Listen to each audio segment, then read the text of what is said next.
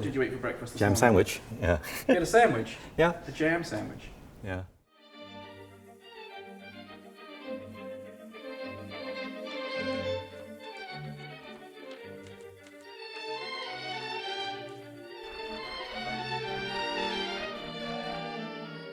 Yeah, I always loved mathematics as a kid. So one of my earliest memories is when I was, I think, 2 years old, and my grandma was cleaning the windows at our home, and I was insisting that she put numbers on the she put the detergent on the windows in the form of numbers.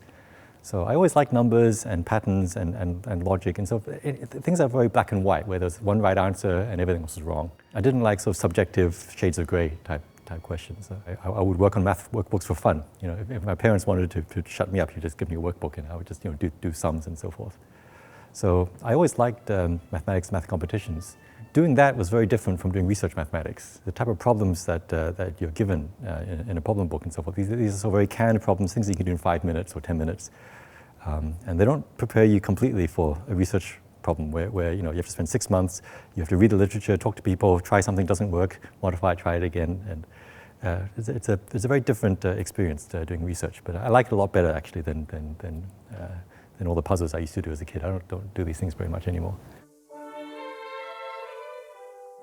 My mother was a high school maths teacher when she was younger, so she did help me a little bit, when I was a kid, just talking numbers with me. And then I had a lot of very good mentors. When I was like 10 or 11, there was a retired maths professor in Adelaide, which I would go visit on the weekends. We'd have tea and cookies, and he would just discuss some recreational maths problem and so forth. And it was just a lot of fun. He would tell me stories about how he used maths during World War II and so forth, to do ballistics and so forth. It was kind of fun to actually see maths actually being used for something.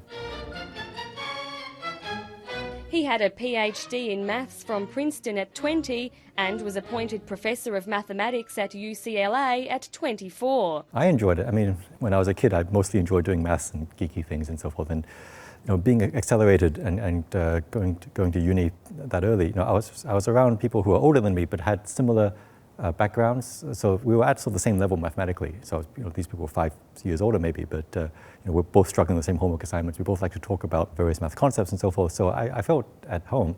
So I did miss out on maybe sort of the regular high school experience. So I didn't go to too many high school social events and so forth. I did a lot of that actually once I was in grad school in Princeton.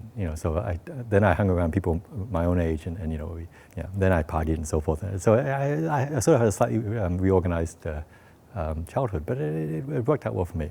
And I have to say, Terence Tao was competing there, and he only got 1 out of 7. Let's actually cut Terence Tao some slack, the Fields medalist, the guy who's like coming close to solving the twin prime conjecture. It's actually pretty awesome because he was only 13 years old. He holds the record as the youngest person to ever have won a gold medal.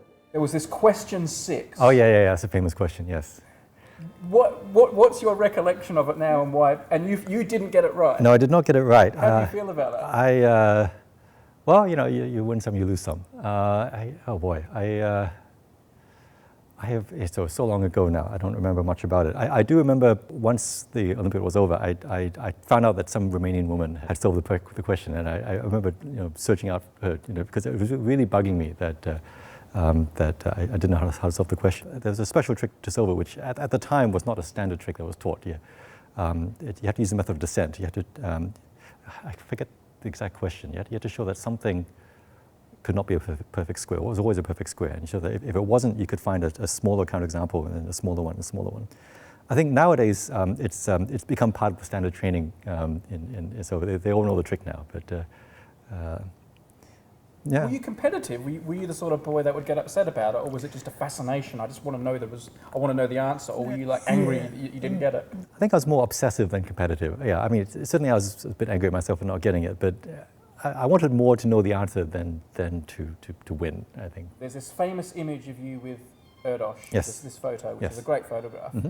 People want to know what you're discussing in that picture. What's going on there? Yeah, so I think he was giving me a maths problem, which I did.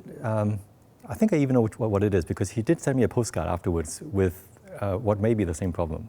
I have it somewhere. Yeah, I think it was some maths conference in Adelaide. Yeah, I was like 10 or something. I don't remember why I was there. Maybe some maths professor at the University of Adelaide told me to come. I understand, he was always very good at speaking to mathematically gifted kids. And I don't remember much about our conversation, except that I remember I really felt like I was being treated like an equal. Like he wasn't condescending or anything. Like, it was just a very pleasant conversation.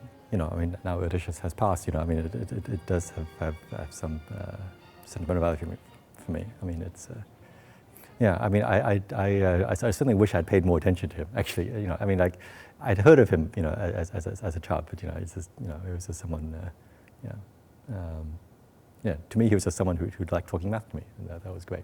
He did write me a letter of recommendation for Princeton later on, so he did help my career directly. Did you ever have people you looked up to and thought they were the top guns?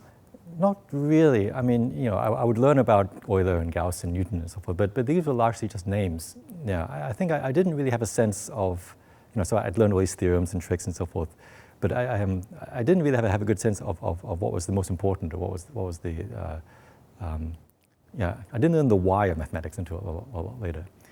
I remember when I was learning calculus, I thought that the most important mathematician in the world must be Taylor, because Taylor's name appears everywhere in undergraduate calculus, Taylor expansion, Taylor's rule, and so forth. And he was a good mathematician, but there were many other people who did good stuff. It just is not taught as much at the undergraduate level.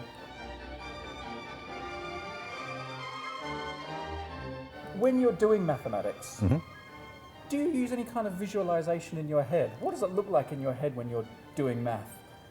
Yeah, that's a bit hard to explain. Yeah, so it's always a combination of thinking inside your head and speaking out loud and working on the board. You do try to isolate sort of the simplest metaphor or something for your problem. How can I explain it?